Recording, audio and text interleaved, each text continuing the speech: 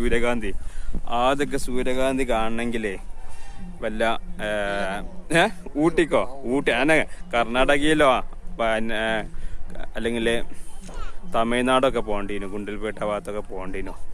എന്നാലിപ്പോൾ അത് അവിടുത്തെങ്ങാട്ട് ഉഷാറായിട്ട് ഇവിടെ നമ്മുടെ നാട്ടിലെ പാടത്ത് വിരിഞ്ഞു നിൽക്കുന്നു. ഇനിയിപ്പോൾ എല്ലാ പാടത്തും ഉണ്ടാവില്ലേ? ഇനിയിപ്പോ സംഭവിക്കാൻ എന്താണെന്നറിയാ, ഇതിന്റെ ഇലകളൊക്കെ ഉണങ്ങും, ഈ പൂവ് മാത്രം ഉണ്ടാവും.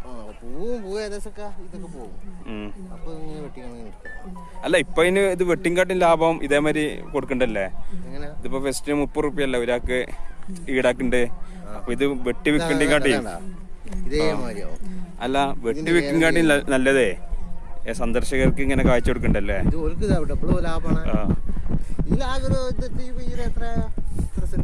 ഏകദേശം ഒരു 5 ലിറ്റർ കിട്ടിയാ കിട്ടി.